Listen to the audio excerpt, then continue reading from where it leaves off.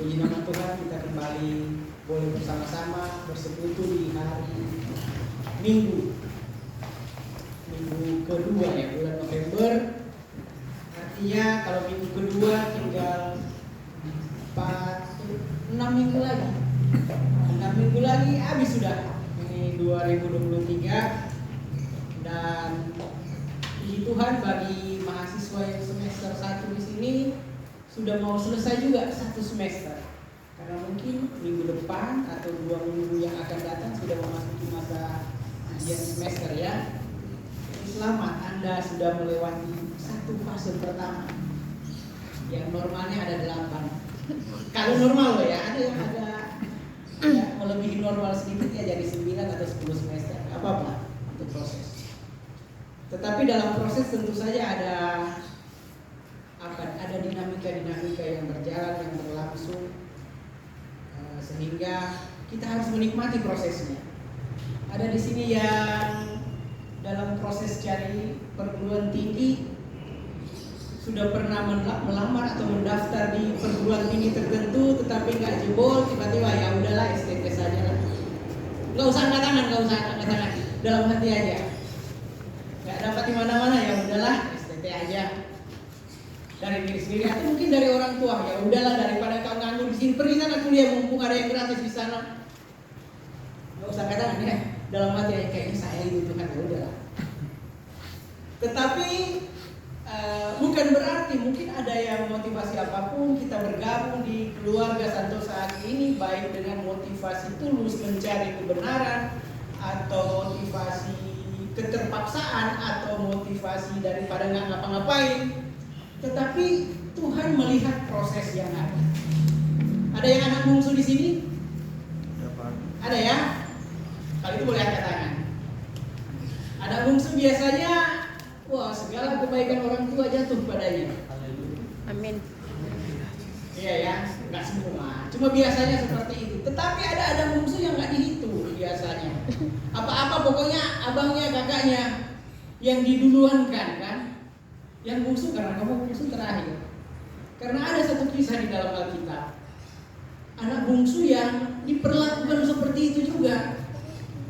Bahkan oleh orang tuanya tidak diangkat. Kita baca sama-sama ya. Ada yang sudah tahu gimana itu? Kita baca sama-sama kitab 1 Samuel pasal 16 ayat yang pertama hingga ayatnya yang ke-13. Kita akan membacanya secara bersahutan. 1 Samuel pasal 16 ayat pertama hingga ayatnya yang ke-13. Dengan perikop Daud diurapi menjadi raja. 1 Samuel 16 ayat 1 hingga ayatnya yang ke-13. Saya akan membaca ayat yang ganjil, Bapak Ibu Saudara jemaat membaca ayat yang genap bergantian, dan ayat yang ke-13 kita akan membacakannya secara bersama-sama.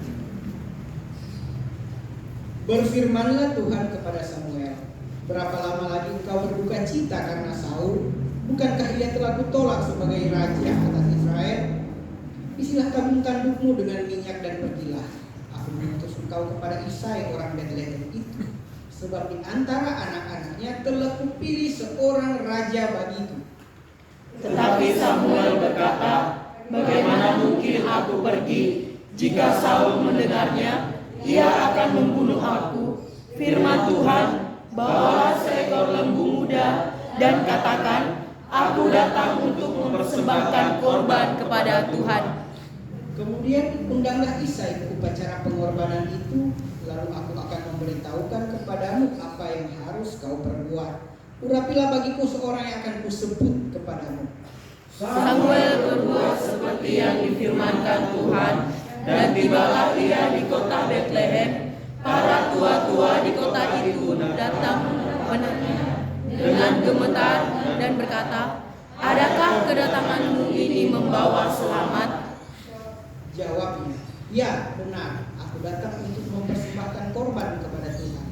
Kuduskanlah dirimu dan datanglah dengan daku ke upacara pengorbanan ini. Kemudian Kemudian ia menguruskan Isai dan anak-anaknya yang laki-laki dan mengundang mereka ke upacara pengorbanan itu. Ketika mereka itu masuk dan Samuel melihat Elia, lalu pikirnya, sungguh di hadapan Tuhan sekarang berdiri yang diurapinya. Tetapi berfirmanlah Tuhan kepada Samuel, janganlah pandang parasnya atau perawakannya yang tinggi, sebab aku telah menolaknya. Bukan yang dilihat manusia, yang dilihat Allah. Manusia melihat apa yang di depan mata, tetapi Tuhan melihat hati. Lalu Isai memanggil Abinadab dan menyuruhnya lewat di depan Samuel. Tetapi Samuel berkata, orang ini pun tidak dipilih Tuhan. Kemudian Isai menyuruh Syama lewat, tetapi Samuel berkata, orang ini pun tidak dipilih Tuhan. Demikianlah Isai menyuruh ketujuh anaknya lewat di depan Samuel. Tetapi Samuel berkata kepada Isai, semuanya ini tidak dipilih Tuhan. Lalu Samuel berkata kepada Isai, inikah anakmu semuanya? Jawabnya, masih tinggal yang bungsu, tetapi sedang menggembalakan kambing domba. Kata Samuel kepada Isai, suruhlah memanggil dia, sebab kita tidak akan duduk makan sebelum ia datang kemari. Kemudian disuruhnyalah menjemput dia. Ia kemerah-merahan, matanya indah dan parasnya elok. Lalu Tuhan berfirman, bangkitlah, urapilah dia, sebab inilah dia. Ayat 13 kita baca sama-sama. 1, 2, 3. Samuel mengambil tanggung-tanggung yang berisi minyak itu dan mengurapi Daud di tengah-tengah saudara-saudaranya. Sejak hari itu dan seterusnya berkuasalah Tuhan atas Daud. Lalu berangkatlah Samuel menuju Rama. Sampai di sana pembacaan firman Tuhan. Kita sudah baca bersama-sama kisah satu keluarga. Ada 7 orang anak laki-laki. Itu 8 harusnya ya. Jadi pada waktu itu kisahnya si Saul sudah ditolak menjadi raja. Kan raja pertama orang Israel itu yang dipilih, orang Israel melihat kok di sekitar kami ada raja, kok kami nggak punya raja. Dengan keluhan-keluhan itu, oke, Tuhan mengizinkan. Ya udahlah, kalian dikasih raja namanya Saul. Raja yang pertama, dia terpilih dari dia gagah perkasa, ganteng nih si Saul ini, keren pokoknya. Kayaknya mantap kan, fisiknya tinggi, besar, bisa menjadi pahlawan yang hebat. Tetapi kemudian dia 20 cm lebih tinggi dari orang lain. Ya, pokoknya di atas rata-rata 20 cm lebih tinggi. Tetapi kemudian ternyata gagal. Dia menentang perintah Tuhan, dia tidak taat kepada perintah Tuhan. Kita tidak membahas itu, tetapi kemudian Tuhan kecewa. Yang mengurapi dia itu masih nabi yang sama, itu Samuel. Tetapi kemudian Tuhan kecewa dengan Saul karena tidak taat, dan Tuhan memutuskan untuk pilih satu lagi. Dan masih nabi yang sama, Samuel. Oke, Samuel kayaknya yang pertama itu udah gagal, bikin sedih Tuhan kalau kita pinjam istilah yang ada dipakai, membuat Tuhan sedih. Bahkan Samuel juga sedih karena yang sudah dia urapi ternyata mengecewakan. Tetapi kemudian Tuhan tunjuk satu, dan itu yang sudah kita baca barusan. Saya beri tema khotbah renungan kita pagi hari ini, last but not least. Itu istilah yang umum, last but not least. Ada yang tahu artinya? Anak ke-8. Oke.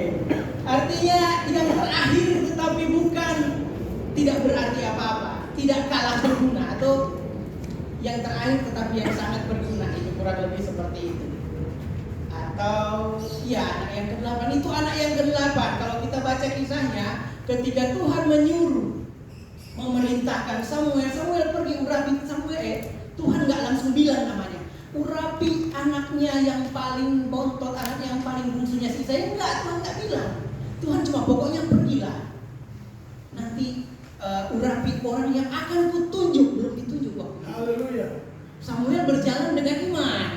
Nggak mungkin kan Samuel nanya dulu, nggak mau Tuhan, kalau nggak ditunjuk siapa saya nggak mau. Enggak, Samuel nggak berbantah-bantah dengan Tuhan. Pokoknya Samuel pergi urapi siapa yang akan ditunjuk. Kalau menggantikan Saul. Oke siap, jalan dia. Nggak pakai nanya-nanya. Siapa Tuhan? Umur berapa? Anaknya siapa? Enggak, pokoknya jalan dulu. Nanti saya sampaikan. Itu kata Tuhan. Dan Samuel taat. Pergi dia Samuel. Pergi kita baca tadi prosesnya. Dikumpulkannya semua, ada di situ si Isai, sudah dikasih tahu sama Tuhan itu anaknya si Isai. Anaknya Isai. Oke. Anaknya Isai. Diundanglah Samuel, Isai, tolong anakmu semuanya laki-laki nanti datang ke acara ini ya. Biar nanti dilihat. Baru Tuhan kasih tahu yang mana. Oke, si Isai sudah oke. Dikasihlah ini anak, inilah anak-anakku. Lewat satu yang paling tua, tinggi, besar, mantap. Perawakannya Samuel dalam hati kan, Samuel manusia. Pasti ini kan Tuhan belum kasih tahu. Pasti ini mantap ini, keren kayaknya bisa diandalkan. Ternyata dia lewat, bukan itu, no. Oh bukan, oke Tuhan. Tuhan bilang, Tuhan nggak lihat perawakan, nggak lihat fisik, Tuhan lihat hati. Oke Tuhan. Lewat yang kedua, mantap juga perawakannya. Ini pasti, bukan itu Samuel. Wah. Terus yang mana? Lewat semua, 7 lewat lah. Udah habis anaknya yang berbaris ini. Terus yang mana ini? Salah kali Tuhan ya, dalam hati mungkin Samuel. Oh Tuhan, udah habis ini stoknya, belum ada yang terpilih. Kemudian dalam kebingungannya Samuel mungkin dia tanya, hei Isai, sudah semuanya ini? Kan dia ragu ini kenapa kok kata Tuhan bukan? Tapi Tuhan bilang anaknya Isai, Isai, udah semua. Oh iya Samuel, ada satu anak bungsu, lupa. Tapi tidak ditulis di situ lupa, tetapi ya kurang lebih begitu. Iya ada satu, tapi dia lagi menggembalakan kambing domba. Nanti kakak-kakaknya, abang-abangnya semua dipanggil, siapa dong yang jaga? Ya udah dia, karena dia paling gontok mungkin Isai pikir ya nggak mungkin dia. Mungkin dia yang paling gontok, paling muda ya, mukanya kemerah-merahan masih agak lugu-lugu gitu kan. Pasti bukan dia, ya udah ini aja yang diajukan. Tetapi ternyata benar Tuhan tidak memandang fisik, Tuhan melihat hati dan didapatlah. Ya udah coba panggil yang satu itu. Kata Samuel. Lalu disuruh orang panggil. Daud kamu dipanggil. Kenapa? Mungkin dalam pertanyaan, kenapa kok ini kan abang-abangku sudah cukup mewakili keluarga kamu. Ternyata enggak. Itu pun Tuhan belum kasih tahu ke Samuel kalau kita baca. Yang bungsu itu enggak. Si Samuel harus dia putar otak bagaimana. Ada satu kok. Nanti pas dia di depan, baru Tuhan berfirman kepada Samuel, urapi dia. Wah luar biasa. Enggak lagi banyak tanya-tanya, urapi.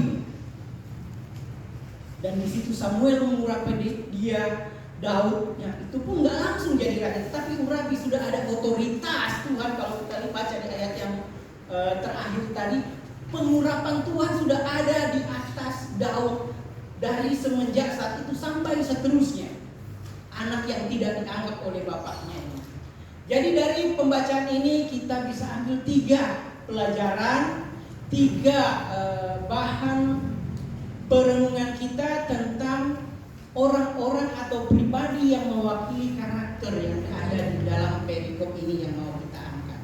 Yang pertama ada seorang Samuel di sana. Kita belajar apa dari Samuel di perikop ini? Kita belajar ketaatan dari seorang Samuel. Kita belajar yang namanya iman, yang namanya percaya walaupun belum dilihat, percaya walaupun belum ada bukti. Itu namanya percaya, itu namanya iman. Kita belajar itu dari Samuel. Bagaimana seorang Samuel diperintahkan oleh Tuhan untuk pergi, belum tahu mau ngapain, siapa yang mau diurapi, tetapi dia jalan dengan iman. Dia tahu Tuhan punya rencana yang indah. Aku berjalan aja cukup dengar Tuhan, pasti sampai. Itu yang dipelajari dari ketaatannya seorang Samuel. Enggak nanya-nanya.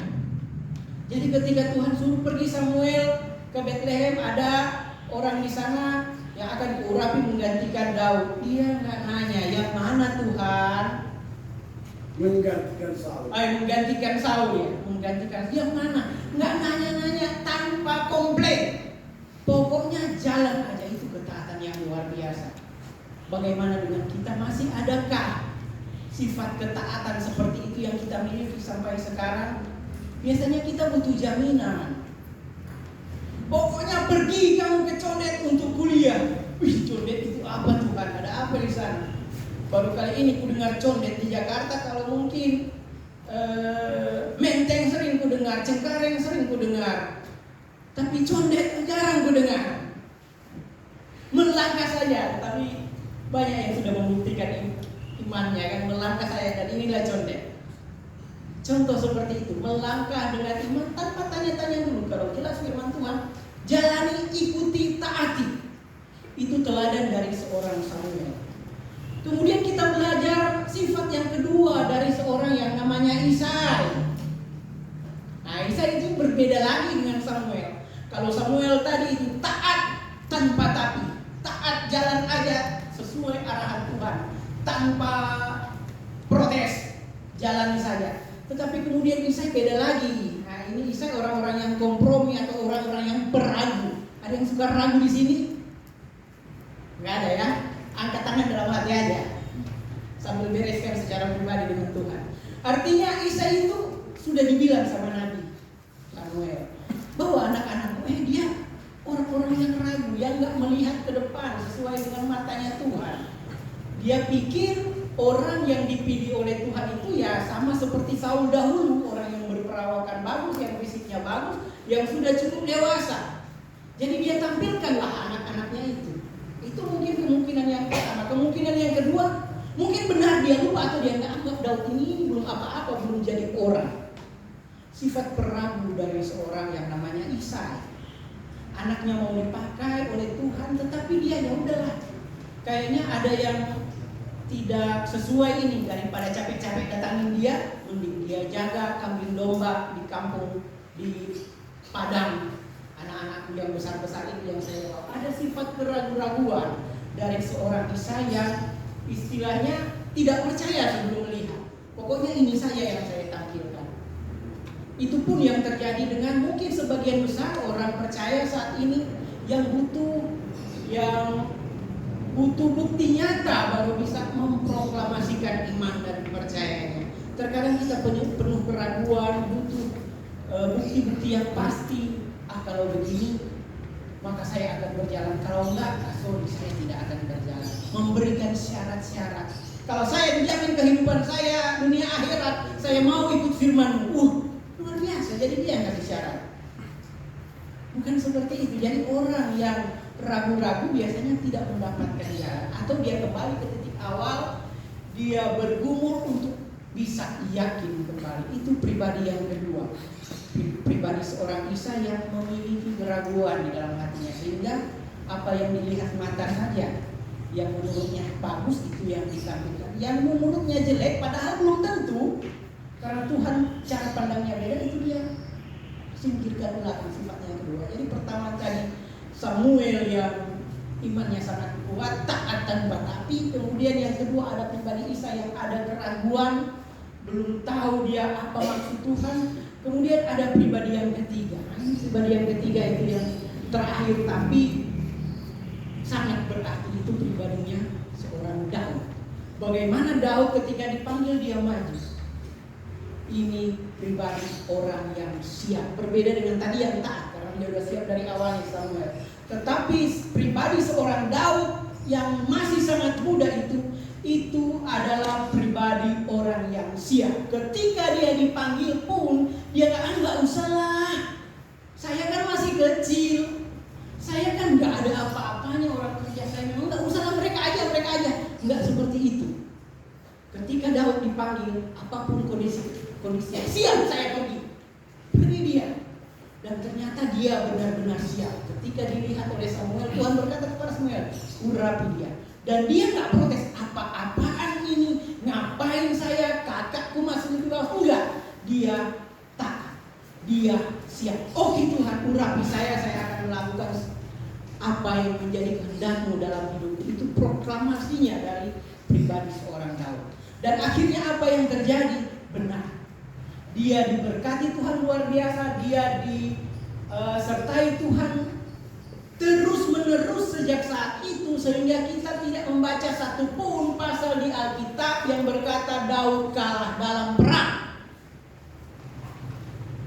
Setelah itu kehidupan Daud penuh dengan peperangan semenjak dia tampil perdana menghajar si Goliat yang jauh lebih tinggi dan jauh lebih besar darinya, jauh lebih besar dari orang-orang rata-rata yang ada pada waktu itu. Itu tampil perdananya si Daud. Dia belum tentara, dia masih kerjanya masih sama, gembalakan kambing, domba. Udah nambah satu tugasnya, tukang antar makanan kepada abang-abangnya yang lagi berperang. Tetapi mentalitas seorang yang diurapi Tuhan itu sudah melekat di dalam dirinya. Kesiapan dirinya itu yang tadi dia siap, itu sudah melekat di dalam dirinya. Sehingga ketika tanpa disangka-sangka, ketika dia cuma antar makanan kepada saudaranya di medan perang, bertemu masalah Goliat yang besar. Dan dia benar-benar siap. Apa yang terjadi selanjutnya kita tahu bersama. Mungkin dari zaman sekolah minggu kita sudah tahu lagu Goliat yang gagah dari Filistin dilawan oleh Daud yang kecil. Ada lagunya itu kan. Kita tahu bahwa Daud menang karena dia siap. Pengurapan yang dilakukan oleh Samuel di dalam dirinya atas perintah Tuhan itu berjalan karena dia siap. Haleluya. Amin. Amin. Begitulah dengan kita saat ini, anak-anak Tuhan, terlebih mahasiswa yang sudah mau semester 2 dan yang sudah mau semester 4, ada yang pokoknya udah mau naik kelas yang semester selanjutnya di Januari nanti. Kesiapan kita akan dibuktikan. Siap enggak? Kita akan mau jadi siapa? Mau jadi Samuel yang taat tanpa tapi, atau mau jadi Isai si peragu, atau kita mau jadi Daud yang siap setiap saat? Kembali kita tanyakan kepada diri kita sendiri. Nggak apa-apa, mungkin kita masih merasa saya masih seperti Isai Tuhan. Ya kita berdoa, Tuhan ubahkan saya supaya saya bisa menjadi taat tanpa tapi dan bisa menjadi siap setiap saat. Sifat yang dibutuhkan untuk menjadi anak Tuhan yang diberkati. Daud tidak pernah kalah dalam perang, kecuali dia nggak berperang, itu satu-satunya ditulis dia kalah. Dia nggak pergi berperang, jalan-jalan dia di atas tembok, kita tahu cerita selanjutnya. Kalah dia. Jadi anak-anak Tuhan yang sudah siap setiap saat, jangan hanya berleha-leha di atas tembok sini ya, banyak cobaan. Seperti Daud nanti kan, banyak cobaan. Mending berperang sudah. Kalau kita benar-benar siap, kita tidak akan pernah kalah karena Tuhan beserta kita. Hindari cobaan-cobaan yang tidak perlu, hindari keraguan-keraguan yang tidak perlu. Puji Tuhan, Tuhan menyertai kita sampai seterusnya sesuai anugerahnya. Amin firman Tuhan, mari kita berdoa. Terima kasih Tuhan, hari ini Engkau kembali mengingatkan kami. Walaupun kami mungkin yang tak berarti, yang tidak dianggap, yang paling terakhir, urutan belakang, tetapi kami yakin dan percaya dengan pengurapan dari-Mu membuat kami siap setiap saat, membuat kami taat kepada perintah-Mu tanpa kompromi Tuhan. Sertai hati kami, penuhi hati kami dengan kuat kuasa-Mu ya Tuhan, sehingga kami boleh berjalan sesuai dengan jalan-Mu yang benar, sehingga apa yang Engkau rencanakan dalam kehidupan kami itu boleh kami jalankan, dan terlebih dari semuanya itu nama-Mu yang dipuji dan dimuliakan. Ini doa kami ya Tuhan, di dalam nama Tuhan Yesus Kristus kami berdoa dan bersyukur selalu. Haleluya. Amin.